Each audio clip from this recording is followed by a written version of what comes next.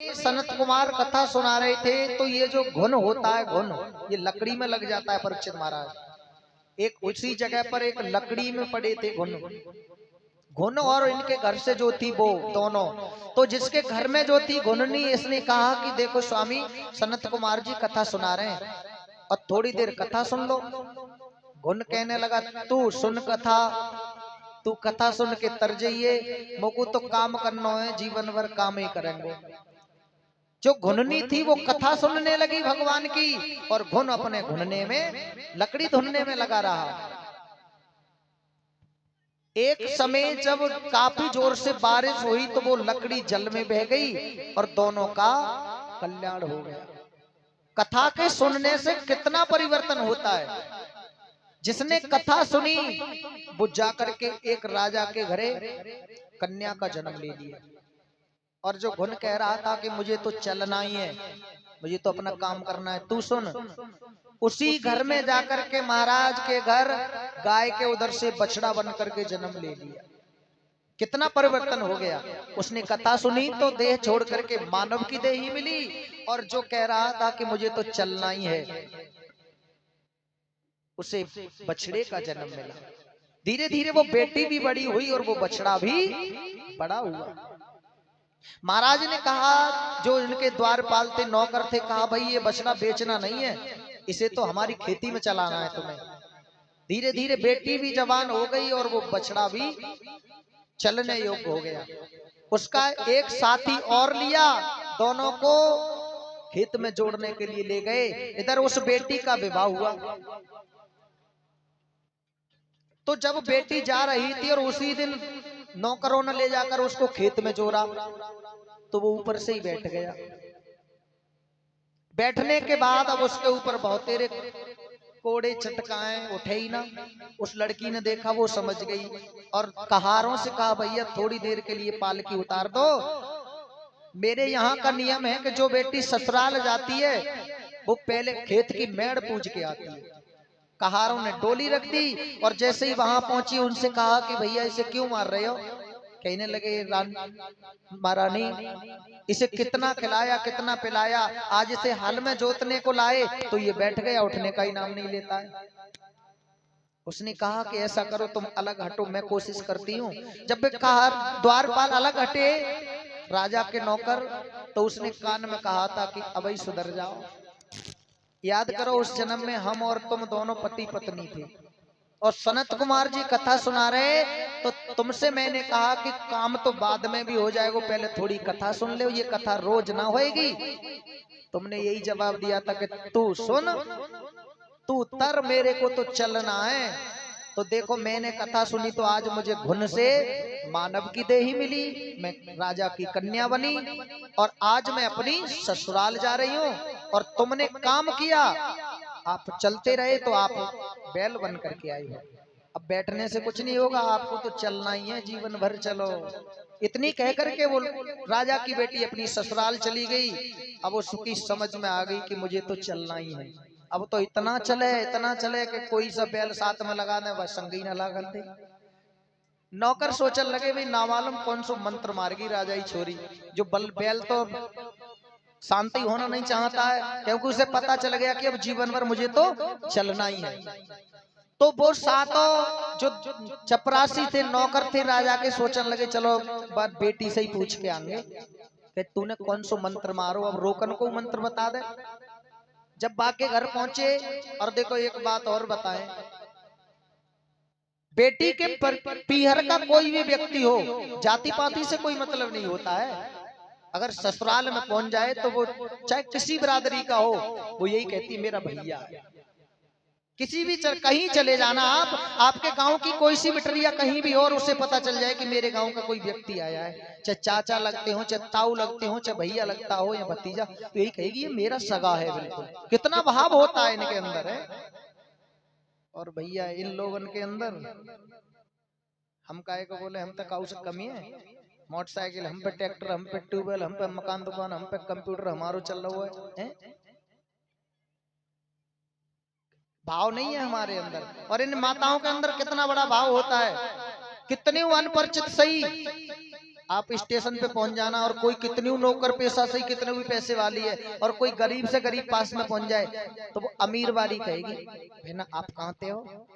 जब ये कहा तो समझ लो इनका दोस्ती हो गई। पूरा परिचय ले लेंगी और पूरी सफर साथ में ही गुजार देंगी। वो ये नहीं सोचती मैं कितने पैसे वाली हुई है, छोटे घर की है, लेकिन उसे भी हृदय से लगाएंगी आ जाओ बहना इसी पे बैठ लो। और भैया लोग तो हम काहे को बोले जब जो ही ना बोल रहा हो तो भैया लोग ये सोचते हैं हम क्यों बोले जब जो ही ना बोलो। साड़ू साड़ू इकट्ठे हो जाए तो ये कहेंगे ये हमका जाते कम पर रहे पहले जो ही जवाब दे। ये अपने घर को बड़ा होगा हम अपने घर को बड़ा। अरे भाई बड़ा कौन है, बड़ा वही है जो झुक जाता है। बड़ा वो नहीं है कि जो खड़ा रहता है, बड़ा वो है जो भगवान के प्रति सबके सामने नतमस्तक हो जाता है। बस वही बड़ा है, वही सबके दिल में जगह बनाता है, खड़े रहने वाला जगह नहीं बनाता। बोली गोविंद भगवान की। अब मैया कह रही है लला मुंह दिखाओ। भगवान सोच रहे अगर मुंह खोल के दिखा दिया तो मैया आज ही समझ जाएगी कि ये परमात्मा है, और समझ गई तो हमको माँ की ममता नहीं मिलेगी। काफी देर हो गई, मैया ने सांटी उठाई और कान पकड़ लिया, कस के दिखाता है नहीं दिखाता है। भगवान कांपन लगे, जैसे ही मुंह खोलो पूरा ब्रह्मांड दिखाई दे गया। ब्रह्मा विष्णु महेश गंगा यमुना गोदावरी सरस्वती नर्मदा कावेरी। मैया समझ गई ये कोई साधारण मानव नहीं है, अरे ये तो कोई परमात्मा है। और ऐसे ही मैया ने ये सोचा सो एकदम से बेहोश हो गई और जमीन पर गिर गई। काफी देर बाद जब मैया जागी तो भगवान ने ऐसो सर पे हाथ फेड़ो, ऐसे बुला दिया जैसे कोई बच्चा मिट्टी का खिलौना बनाता और मिट्टी के मिट्टी में मिला देता है। भूल गई मैया। आज भगवान अपनी और लीला करने लगे हैं प्रभु के भक्तों। आगे क्या हुआ?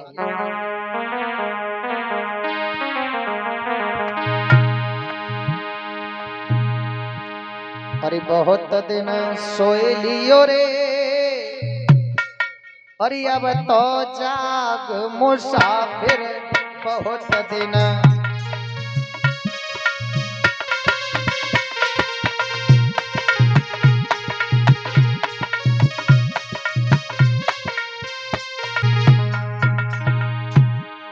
बहुत दिन सोए लियो रे, अब तो जाग मुसाफिर बहुत दिन सोए लियो रे भैया, अब तो जाग मुसाफिर।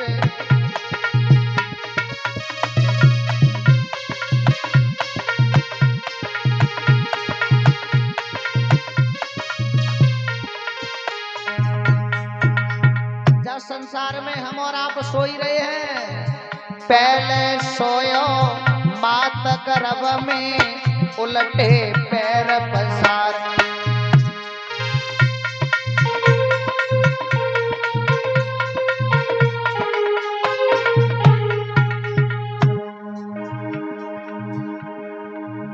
पहले सोयो मात गर्भ में उलटे पैर पसार।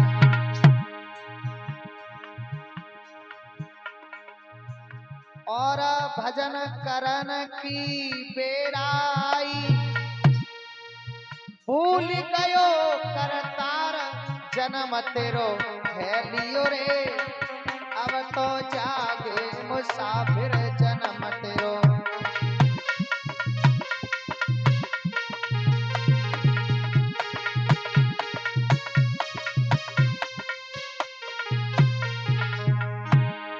बहुत दिन सोए लियो रे, अब तो जागे मुसाफिर बहुत दिन।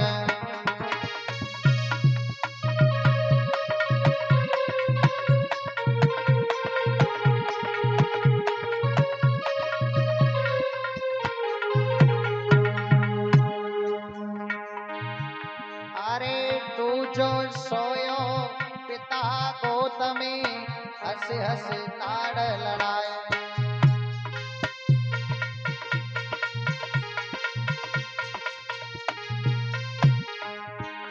अरे तू जा सोया पिता गोद में, खूब ही लाड़ लड़ाए। और खूब दूध तूने पिए मात के, भूल गयो करतार बड़ो तू होए लियो रे, अब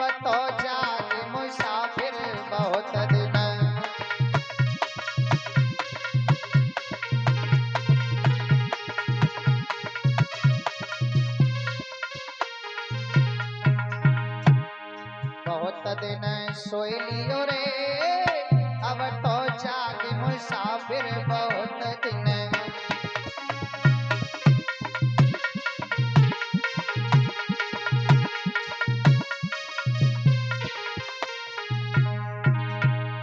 अरे तीजो सोयो तिरिया संग में गल बैया डार। अरे तीजो सोयो तू तिरिया संग में गल बैया डार।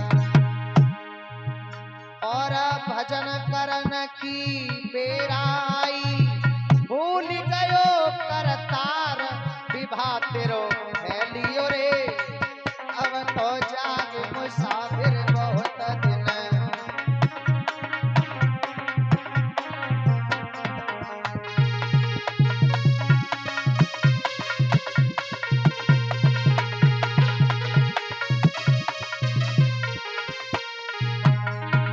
ये बहुत दिन सोई लियो रे अब तो जाग मुसाफिर बहुत दिन।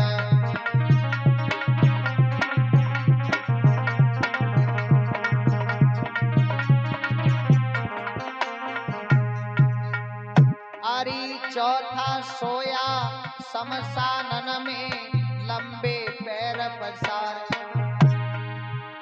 अरी चौथो सोयो शमशानन में लंबे पैर पसार। और पूरो जीवन यो ही गमाए दो कछु साथ गयो ना यार के दुनिया से रम गयो रे अब तो जागी मुसाफिर बहुत दिन।